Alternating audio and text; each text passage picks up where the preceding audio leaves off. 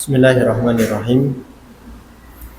Assalamualaikum warahmatullahi wabarakatuh. Alhamdulillah.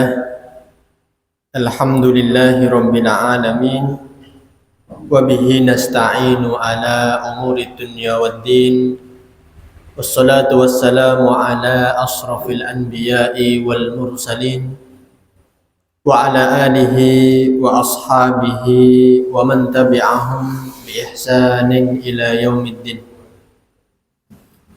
Asyhadu an la ilaha illallah wahdahu la syarika lah wa asyhadu anna Muhammadan abduhu wa rasuluh la nabiyya wa la rasula ba'da. Qala Allah Ta'ala fi kitabihil karim ba'da an a'udzu billahi minasy syaithanir rajim. Ya ayyuhalladzina amanu taqullaha haqqa tuqatih wa la tamutunna illa wa antum muslimun.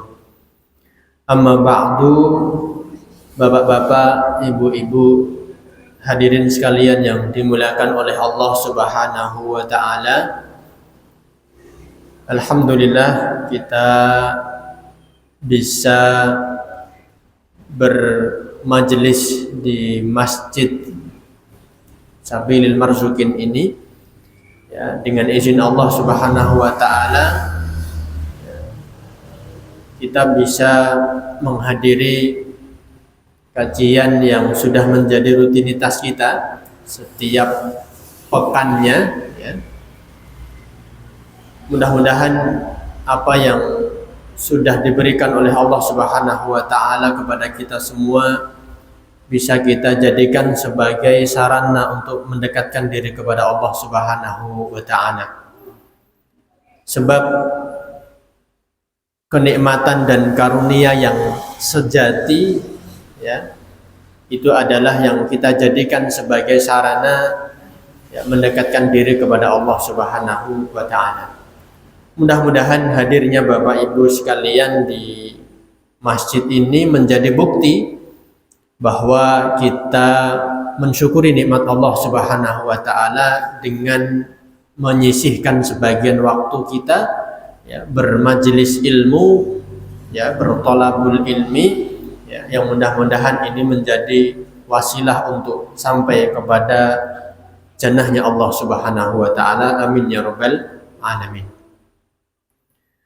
Salawat beriring salam mudah-mudahan senantiasa tercurah kepada baginda Muhammad sallallahu alaihi wasallam beserta keluarga beliau, sahabat beliau, tabi'in, tabi'ut tabi'in dan orang-orang yang senantiasa meniti sunnah-sunnah beliau hingga akhir zaman.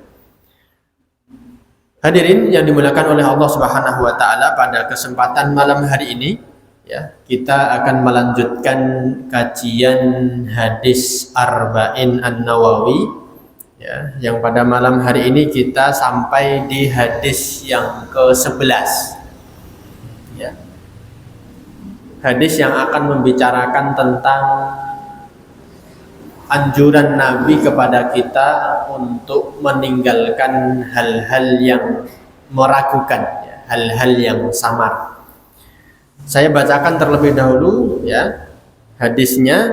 An Abi Muhammadin Al-Hasan ibn Ali ibn Abi Thalib ya, sibti Rasulullah sallallahu alaihi wasallam wa raihanatihi.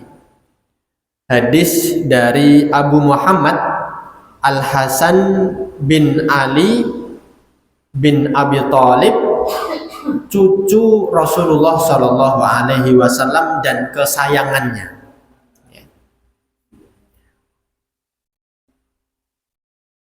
Radhiyallahu anhu maqala. Ya, semoga Allah meridhai keduanya. Ya, beliau berkata, hafidtu min Rasulillah Shallallahu Alaihi Wasallam. Ya, saya pernah menghafal dari Rasulullah Shallallahu Alaihi Wasallam bahwa beliau pernah bersabda, ya, da ma yaribuka ila ma la yaribuka. Ya. Rasulullah pernah bersabda, tinggalkanlah apa yang meragukanmu ila ma la yaribuka, kepada apa yang tidak meragukan. Ya. Hadis riwayat Tirmidzi dan Nasa'i, ya. Wa qala Tirmidzi hadisun hasanun sahihun. Imam Tirmidzi mengatakan ini adalah hadis hasan sahih. Bapak Ibu hadirin yang dimuliakan Allah Subhanahu wa taala, ya. Kita mulai dari awal, ya, dari Abi Muhammad Al-Hasan bin Ali bin Abi Thalib, ya. Sudah pernah dengar nama Al-Hasan bin Ali bin Abi Thalib, ya? Cinten niku cucunya Rasulullah sallallahu alaihi wasallam, ya. Disebutkan sibti Rasulillah. Sibet itu artinya cucu yang berasal dari anak perempuan, ya. Kalau cucu yang berasal dari anak laki-laki namanya hafid, ya, pakai dal, ya. Sanes hafid, kalau hafid artinya penghafal, penjaga, ya. Biasanya disebut hafidul Quran itu penghafal Al-Quran, tapi ini hafid pakai dal, ya. Artinya cucu, ya, dari anak laki-laki. Tapi kalau Al-Hasan itu adalah cucu dari anak perempuan. Anak perempuan yang bernama siapa, Pak? Fatimah Az-Zahra, ya, istrinya Ali bin Abi Thalib, ya. Wa rayhanatihi, ya. Ini menunjukkan ini adalah cucu kesayangan Rasulullah Sallallahu Alaihi Wasallam. Jadi Al-Hasan, ya, itu punya saudara namanya Al-Husain, ya. Kita biasa mendengarnya Hasan Husain, ya. Ya, Hasan ini termasuk cucu yang sangat mulia, bahkan lebih mulia dari saudaranya yang bernama Husain, ya. Hasan ini cucu yang lebih mulia dibandingkan dengan Husain. Kenapa bisa dikatakan sebagai cucu yang lebih mulia? Ya. Karena Rasulullah pernah bersabda begini, ya. Inna hada ibni, ya, sayyidun, kata Nabi, ya. Ini adalah cucuku, dia adalah seorang pemimpin. Sayasluhullahu bihi, ya, min fi'ataini minal muslimin. Yang mana Allah, ya, melalui perantara Al-Hasan ini akan akan menyelesaikan permasalahan antar dua kelompok di kalangan kaum muslimin. Dan ternyata sabda Nabi ini, ya, hak terjadi, Pak, ya, dan ternyata faktual. Setelah sepeninggalnya Khalifah Ali bin Abi Thalib, yang menggantikan siapa, Pak? Al-Hasan, ya. Sempat digantikan oleh Al-Hasan, anaknya beliau sendiri Ali bin Abi Thalib, ya. Walaupun setelah kurang lebih 6 bulan itu kemudian digantikan oleh Muawiyah, ya, digantikan oleh Muawiyah. Kenapa kok digantikan dalam waktu yang singkat? Ya, karena sebetulnya, ya, ini kelompok yang saling berseteru, ya, tetapi dengan kerelaan Al-Hasan, ya, memberikan kepemimpinan itu ke Muawiyah. Maka setelah, ya, kerelaannya Al-Hasan ini memberikan kepemimpinan kepada Muawiyah, ya, maka berdamailah antara dua kelompok yang saling berseteru tadi. Sebagaimana apa yang disabdakan oleh Nabi Muhammad SAW, bahwa Al-Hasan ini adalah pemimpin yang akan mendamaikan dua kelompok di kalangan kaum muslimin, ya. Dan Hasan Al-Husain ini menjadi tokoh yang sangat dimuliakan oleh kelompok tertentu, Pak, ya. Yaitu siapa? Kelompoknya Syiah Rafidhah, ya. Ya, kalau Bapak Ibu mungkin pernah, ya, sedikit mengerti tentang Syiah itu, mereka sangat mengagungkan, ya. Tetapi yang lebih diagungkan itu Al-Husain, bukan Al-Hasannya, ya. Kenapa? Allah alam, di antara salah satu alasannya adalah karena Al-Husain ini meninggal di peristiwa Karbala, ya. dengan meninggal yang sangat memilukan, yang kemudian ini dijadikan sebagai ya satu kesempatan untuk tujuan tertentu. Ya. Jadi orang Syiah ini lebih memuliakan Al-Husain, padahal syariat ini ya Rasulullah ya telah menunjukkan yang paling mulia dari antara dua cucunya tadi adalah Al-Hasan. Sehingga Syekh ya Muhammad bin Shalih Al-Utsaimin menjelaskan, ya kalaulah seandainya orang Syiah ini benar-benar tulus mencintai Ahlul Bait, ya maka seharusnya dia lebih memuliakan siapa? Al-Hasan. Ya, karena kedudukannya jauh lebih mulia Al-Hasan dibandingkan dengan Al-Husain. Bahkan nama Ali bin Abi Thalib itu punya kunyah sebutannya Abul Hasan, bukan Abul Husain, walaupun kedua-duanya adalah anaknya beliau. Nah ini menunjukkan bahwa sejatinya yang lebih mulia di antara keduanya adalah Al-Hasan. Ya. Bapak Ibu sekalian dimuliakan Allah Subhanahu wa taala. Nah, Al-Hasan ini kemudian mengatakan, qala hafidtu min Rasulillah sallallahu alaihi wasallam. Saya pernah menghafal salah satu sabda Nabi. Apa yang pernah beliau sabdakan? Da ma yaribuka ila ma la yaribuka. Ya, ini hadisnya ringkas Pak ya. Saya kira bapak-bapak ini sekali dua kali mendengar bisa hafal ya. Da ma yaribuka ila ma la yaribuka. Tinggalkan apa yang meragukanmu, ila ma la yaribuka, kepada yang tidak meragukanmu. Jadi Rasulullah ingin mengajarkan ya bahwa perkara yang kita masih ragu, perkara yang kita samar, maksudnya ragu dalam hal apa? Ragu dalam hal benar atau tidaknya, boleh atau tidaknya, maka kata Nabi, tinggalkanlah. Ya. Jika kita mendapati satu perkara yang kita ragu, ini boleh atau tidak ya? Ini benar atau tidak dalam kacamata syariat, maka kata Nabi, tinggalkanlah. Ila ma la yaribuka, menuju apa yang tidak meragukanmu. Tidak meragukan itu artinya yang meyakinkanmu.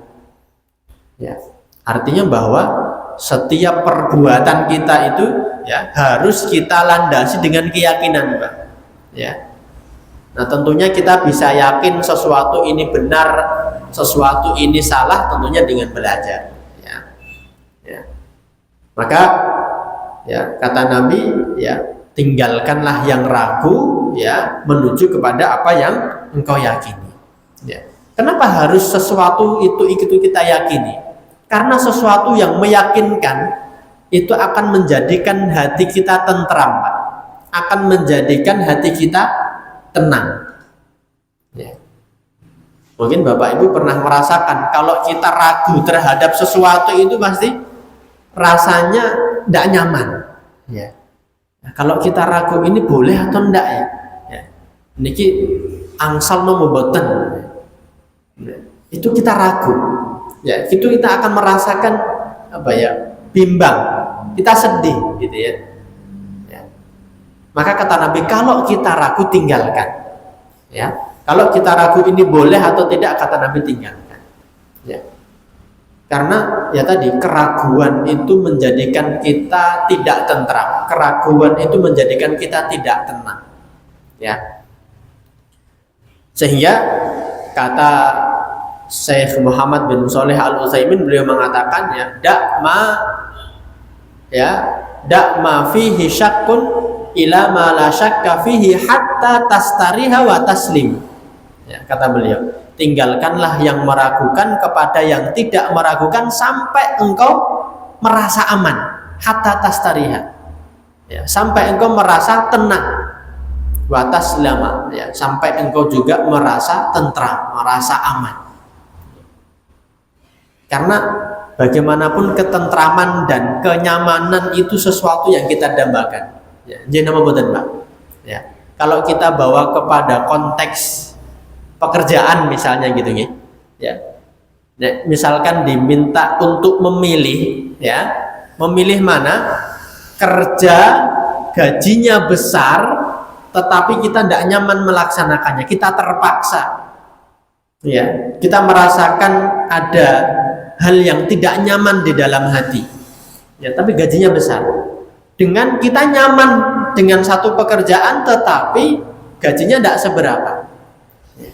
Kira bapak-bapak milih yang mana, Pak? Ya. Pilih yang mana? Pilih yang gajinya besar, waduh. Ya. Tetapi biasanya, Pak, kalau memilih yang gajinya besar tapi tidak nyaman itu tidak lama biasanya. Karena bagaimanapun manusia itu akan mencari sesuatu yang nyaman. Itu sudah naluri manusia. Ya, sudah naluri manusia, saya kira. Pun juga dalam berkeluarga saya kira begitu, Pak, ya. Dalam berkeluarga begitu. Ya, kita mungkin mengharapkan ya pemasukan atau gaji itu sangat besar, tetapi kalau kemudian kita mengorbankan kenyamanan dan keharmonisan dalam keluarga, itu tentu ya akan banyak orang meninggalkannya dan lebih memilih dengan pemasukan atau gaji yang tidak seberapa tetapi ya kondisi keluarga itu tetap harmonis, ya kondisi keluarga tetap nyaman dan tentram, ya, itu akan lebih menenangkan hati, ya. Jadi Bapak Ibu sekalian yang dimuliakan Allah Subhanahu wa taala, apa yang disabdakan oleh Nabi bahwa kita harus meninggalkan apa yang meragukan menuju kepada apa yang tidak kita ragukan, nah ini merupakan sebuah kaidah penting, ya. Syekh Utsaimin belum mengatakan ya ini merupakan hadis yang jawami'ul kalim, ya. Bukan hanya beliau, ulama-ulama yang lain pun juga mengatakan ini adalah hadis yang jawami'ul kalim. Apa itu jawami'ul kalim?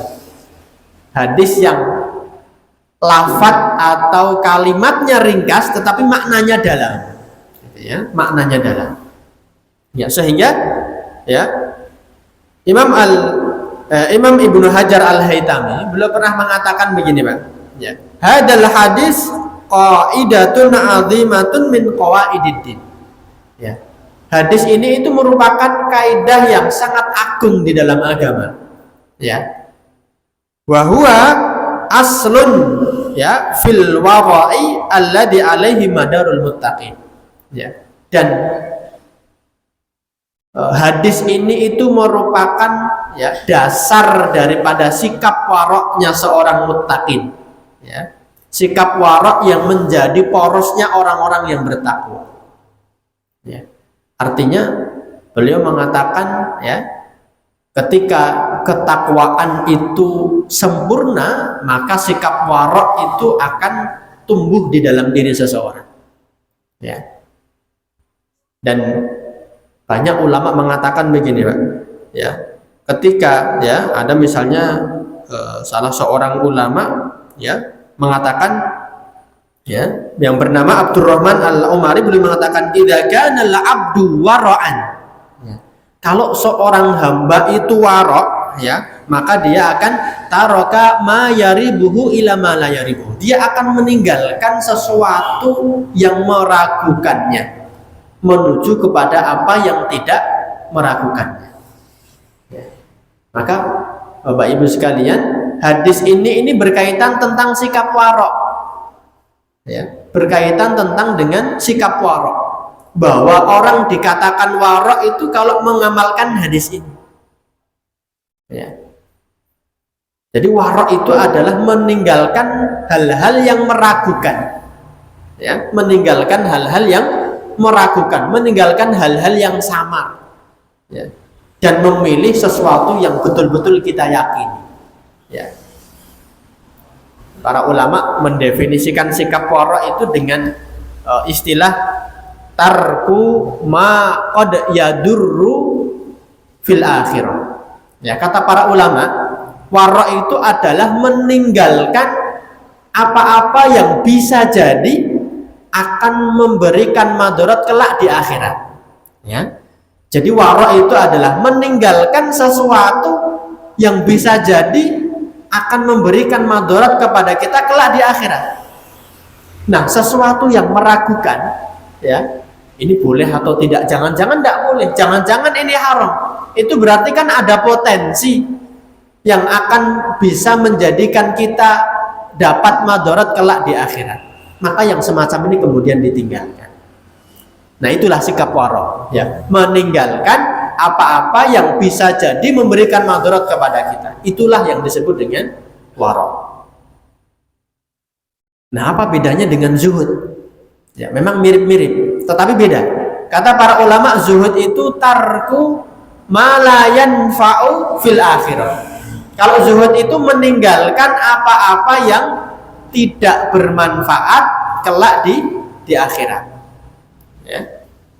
Kalau warok meninggalkan yang berpotensi memberikan madarat di akhirat, kalau zuhud meninggalkan apa-apa yang tidak bermanfaat, ya, kelak di akhirat.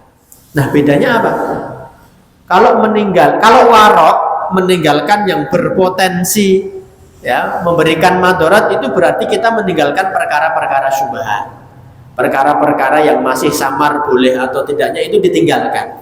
Ya. Tapi kalau zuhud itu bukan lagi perkara syubhat. Perkara yang jelas-jelas boleh tapi tidak ada manfaatnya, itu sudah ditinggalkan. Jadi levelnya sudah lebih atas, lebih tinggi. Makanya para ulama mengatakan zuhud itu tingkatannya lebih tinggi daripada waro. Ya. Zuhud itu lebih tinggi daripada waro, karena zuhud sudah bukan lagi meninggalkan yang syubhat, meninggalkan yang ragu, tetapi sudah meninggalkan yang jelas-jelas boleh tapi tidak ada manfaatnya. Itu sudah ditinggalkan. Nah, itu yang disebut dengan kata zuhud. Jadi zuhud itu bukan berarti segala sesuatu itu harus sederhana, tidak begitu, Pak.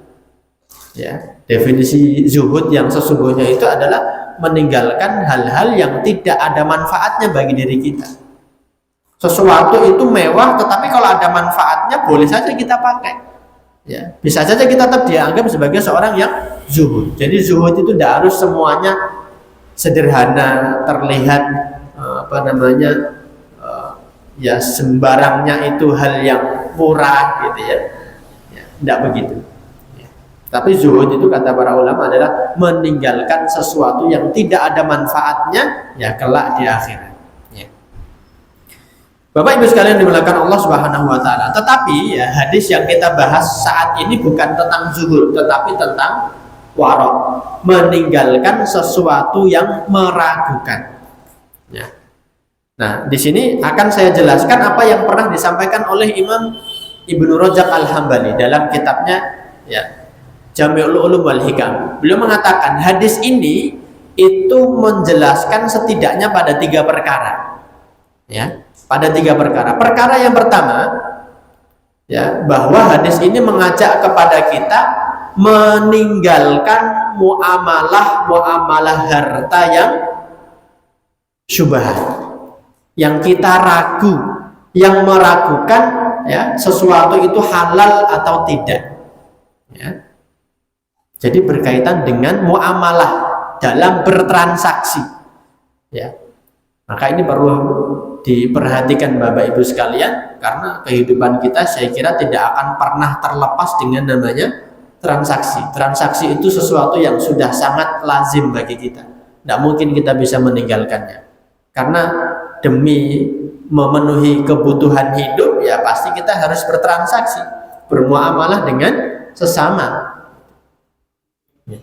Maka hal pertama yang harus kita perhatikan, mempraktekkan hadis ini adalah meninggalkan segala sesuatu, ya, yang berkaitan dengan transaksi, berkaitan dengan muamalah yang itu masih kita ragukan benar atau tidaknya, salah atau, ya, benarnya, ya, boleh atau tidaknya, halal atau haram. Nah, itu ditinggalkan. Nah, beliau Ibnu Rajab menceritakan banyak kisah para salaf, Pak, terkait tentang bagaimana mereka memberikan contoh kepada kita dalam meninggalkan hal-hal yang meragukan. Ya. Nah, ini saya berikan satu kisah. Ya, ada nanti beberapa kisah akan saya sampaikan. Di antara satu kisah yang beliau sampaikan adalah kisahnya Hasan bin Sinan. Ya, kisahnya Hasan bin Sinan. Kisahnya tentang apa nih, Pak? Hasan bin Sinan ini, ya, sebagai seorang ulama besar, ya, beliau pernah mengatakan begini, Pak. Ya, kata beliau, ma syai'un ahwalu minal wara. Ya, kata beliau, tidak ada hal yang paling mudah kecuali warok. Ya, setingkat beliau ini warok itu hal yang sangat mudah. Ya, kata beliau begitu. Ma syai'un ahwalu minal warok. Tidak ada sesuatu ya yang lebih mudah melainkan sikap warok. Kemudian beliau melanjutkan, idza rabaka syai'un fada'u. Kalau Anda ragu terhadap sesuatu, maka ya sudah tinggalkan. Ya. Jadi sebetulnya kata beliau sikap warok itu mudah. Sikap warok itu mudah. Tetapi ya kata Ibnu Rajab itu mudah kalau selevel dengan Hasan bin Sinan. Ya. Kalau selevel kita ini, ya warok itu mungkin sesuatu yang sangat berat, gitu ya, sesuatu yang sangat berat. Ya, kemudian beliau menceritakan suatu ketika Hasan bin Sinan ini pernah ya, ketika kondisinya ya gula itu sesuatu yang menjadi langka, gitu ya. Artinya panen tebu di masa itu ya panennya tidak baik, sehingga produksi gula menurun, sehingga kebutuhan pun terhadap gula ya itu juga semakin banyak ya, sehingga banyak orang membutuhkan gula. Akhirnya kemudian Hasan bin Sinan ini ya beliau ya istilahnya ya pulaan gula untuk berjaga ya untuk kebutuhannya dan kebutuhan rakyatnya, ya mungkin ketika itu beliau menjadi pemuka kaum ya, belanja atau pulakan gula ya, tetapi sama penjualnya belum tahu kalau gula ini ternyata sudah menjadi barang yang langka, sehingga beliau beli dengan harga murah yang kalau dikalkulasi keuntungannya kata Imam Ibnu Rajab sekitar 30.000 dirham ya, keuntungannya 30.000 dirham. Kalau dirupiahkan pinten niku Pak, 1 dirham itu kurang lebih 3 gram perak ya, 2,975 gram ya, kurang lebih 3 gram perak. 1 perak sekarang berapa rupiah Pak? Ya saya pernah ngecek kurang lebih 15.000 lah gitu ya. Berarti kalau 1 dirham 3 perak harganya kurang lebih 45.000. Nah ini 30.000 dirham keuntungannya Pak, tinggal kalikan 45.000 kali 30.000 ya, kurang lebih 1,3 M mungkin ya. Nah itu keuntungannya Pak, dari beli gula dalam kondisi langka tadi itu kalau dijual ya harganya sampai ya melonjak, keuntungannya kurang lebih 1,3 M. Tapi karena Hasan bin Sinan ini tahu loh, ini kan harga gula pas lagi mahal, kok saya bisa dapat dengan harga murah ya, karena tidak tidak nyaman, merasa ragu, ini perkara ya jangan-jangan nanti saya dianggap menipu.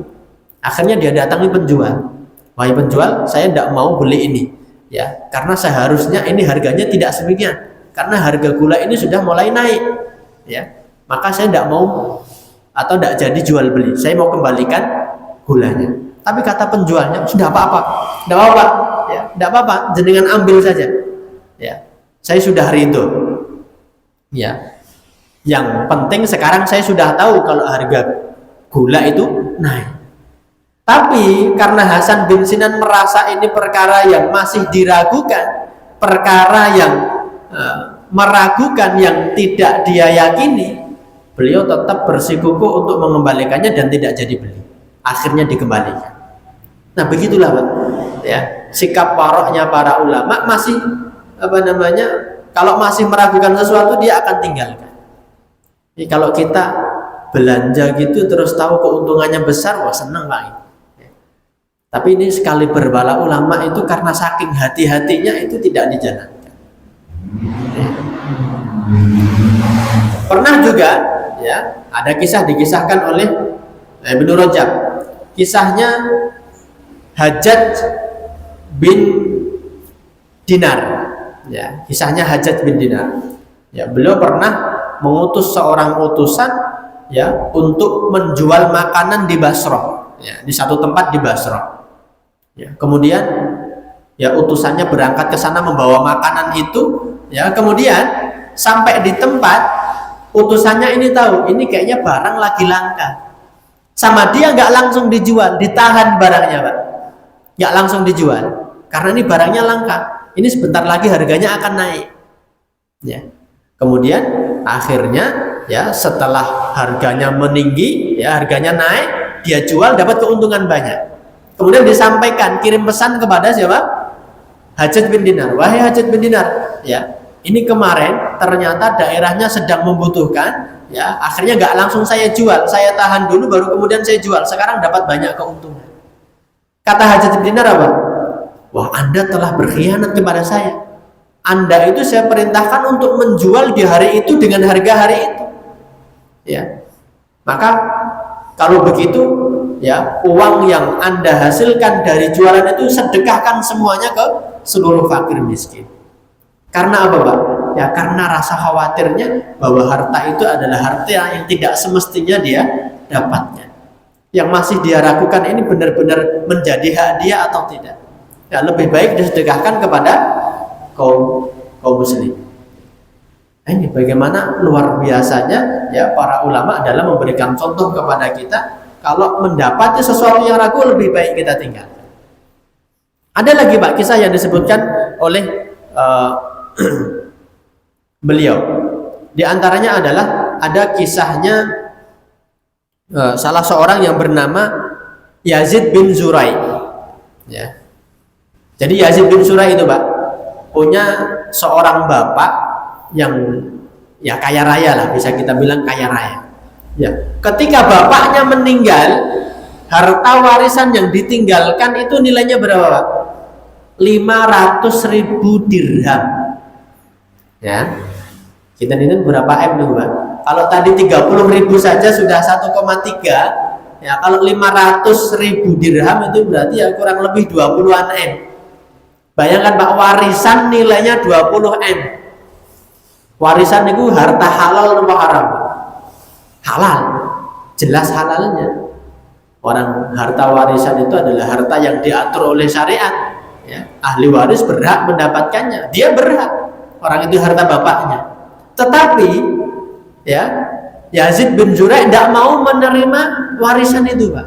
Ketika ditanya, loh kenapa jenengan tidak mau menerima warisan itu? Kata beliau, karena bapak saya itu bekerja di pemerintahan yang belum jelas halal haram daripada gajinya, sehingga saya tidak mau mengambil warisan sebesar berapa tadi?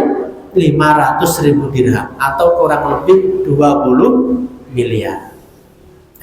Begitu waroknya Pak ya, begitu ya hati-hatinya terhadap perkara yang dia masih belum tahu ini sebetulnya halal atau tidak. Bahkan sejatinya itu ya perkara yang halal, tetapi ada kemungkinan terjadi sesuatu yang haram, dia tinggalkan. Ya. Nah begitulah para ulama memberikan contoh kepada kita Pak ya. Maka ini sangat penting sekali bagaimana kita betul-betul harus ya menghindari perkara-perkara yang kita masih ragu. Kalau kita ragu ini boleh atau tidak, lebih baik tinggalkan. Ya, kalau pengen melaksanakannya, ya kata Allah, fas'alu ahlan dzikri, tanyalah kepada orang yang tahu, tanya orang yang tahu ilmunya. Ya, agar apa yang kita kerjakan ini betul-betul ya diperkenankan atau diizinkan oleh Allah Subhanahu wa Ta'ala. Karena menyangkut makanan yang kita makan itu kita harus betul-betul ekstra hati-hati Pak ya. Sampai Imam Nawawi saja ya, saking hati-hatinya makanan yang dimasukkan ke dalam mulutnya, suatu ketika pernah ada tetangganya kehilangan kambing Pak. Ada tetangganya kehilangan kambing, datang kepada Imam Nawawi, saya kehilangan kambing, menurutmu saya harus berbuat apa? Kata Imam Nawawi, ya cari sampai ketemu, usaha ya. Nah setelah mendapatkan informasi itu yang dilakukan Imam Nawawi apa Pak? Beliau mogok makan kambing selama 1 bulan, padahal kambing itu makanan yang paling beliau sukai ya. Baru setelah 1 bulan dapat informasi ternyata kambingnya tadi mati ya dan tenggelam di sungai. Ya, baru setelah itu baru beliau mau makan kambing. Karena apa? Karena khawatir jangan-jangan ya kambing yang dia beli di pasar itu ternyata kambingnya tetangga yang hilang. Sampai segitunya ya Imam An-Nawawi menjaga diri dari makanan yang masih syubhat, yang belum jelas halal haramnya. Maka Bapak Ibu sekalian yang dimuliakan Allah Subhanahu wa taala, hadis ini mengajarkan kepada kita ya bahwa jika kita mendapati perkara itu sesuatu yang masih belum jelas, lebih baik ditinggalkan. Ya. Nah, ini perkara yang pertama. Jadi dalam bermuamalah, dalam bertransaksi kita harus betul perhatian. Kemudian yang kedua, ya, Imam Ibnu Rajab melanjutkan, perkara yang kedua yang harus kita perhatikan ya berkaitan dengan hadis ini adalah tentang melaksanakan atau mengamalkan kaidah yang berbunyi al-khuruju minal khilafi mustahab, keluar dari perselisihan pendapat di kalangan para ulama itu sesuatu yang sangat dianjurkan, sesuatu yang disunnahkan. Maksudnya apa? Jadi Bapak Ibu sekalian, kalau kita mendapati ada perbedaan pendapat di kalangan para ulama, ya, yang pendapatnya itu adalah pendapat yang sama-sama kuat, kita mau pilih yang mana? Ya, maka berdasarkan kaidah ini dan berdasarkan hadis Nabi tadi, kita lebih memilih pendapat yang berat kita laksanakan, lebih memilih pendapat yang lebih hati-hati.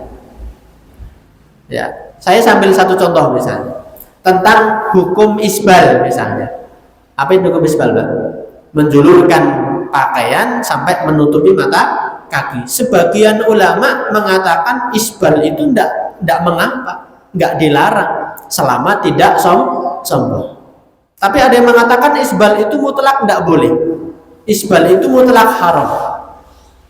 Nah, sebetulnya dua-duanya dalilnya sama-sama kuat. Nah, terus mana yang harusnya kita amalkan? Ambil pendapat yang lebih berat. Dalam arti kita lebih memilih pendapat yang hati-hati, yang menjauhi keraguan. Kalau kita ambil pendapat yang mengatakan boleh, maka kita akan dikatakan oleh sebagian pendapat yang mengatakan tidak boleh, berarti itu perkara yang haram. Ada kemungkinan kita terjerumus pada perkara yang haram. Kalau kita tidak melaksanakannya, aman. Ya, disepakati para ulama itu perkara yang boleh. Nah, itulah.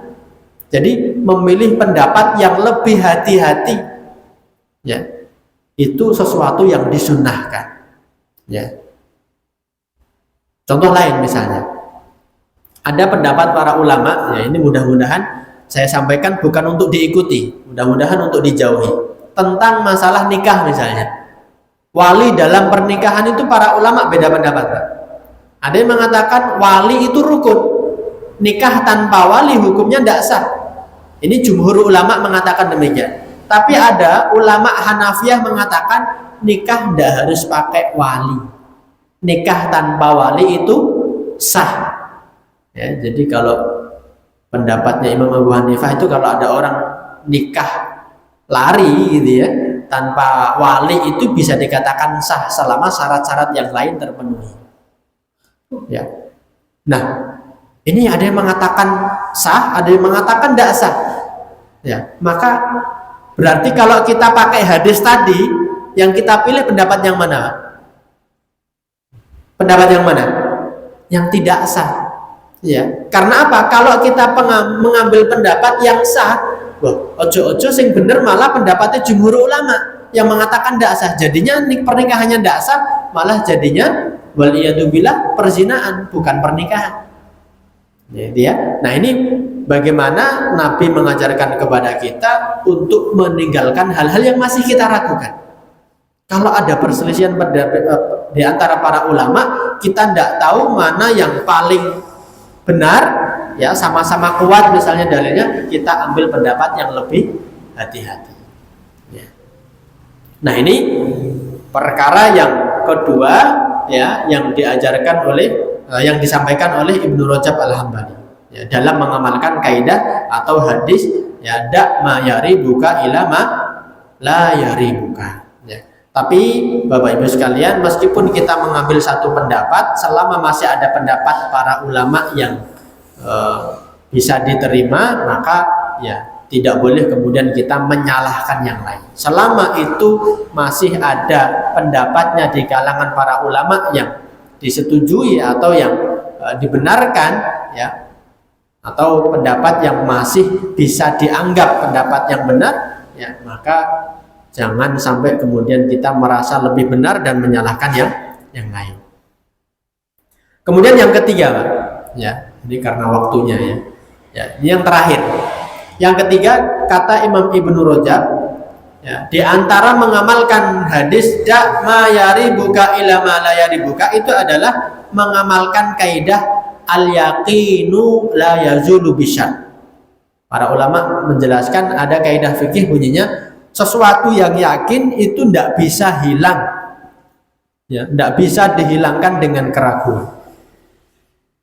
Ya, maksudnya gimana itu? Nabi pernah menjelaskan, ya, yang mana hadis ini menjadi landasan kaidah tadi. Nabi pernah menjelaskan begini, idza saha ahadukum fi sholatihi, ya, kam sholat salasan am arba'an, ya, jika ada seseorang di antara kalian ragu dalam sholatnya, dia sudah sholat 3 rakaat atau 4 rakaat, kata Nabi apa? Falyatrahisyak wal yabni ala mastaiqan. Tinggalkanlah yang ragu dan gunakanlah yang yakin. Antara 3 dan 4 itu yang yakin yang mana, Pak?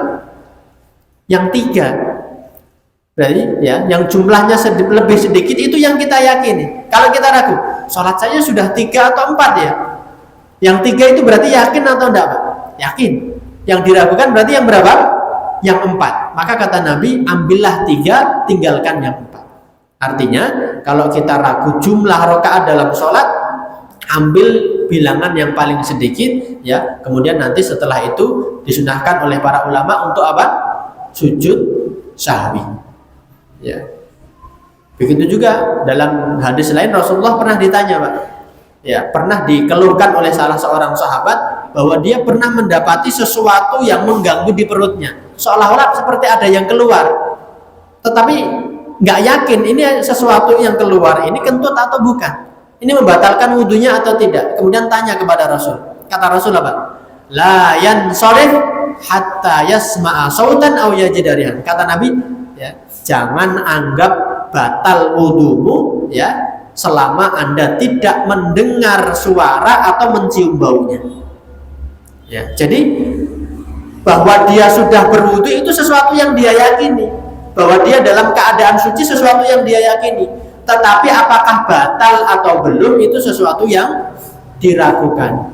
Maka ya sudah, anggap saja wudumu masih ada, wudumu belum batal selama Anda belum mendengar suara atau mencium baunya.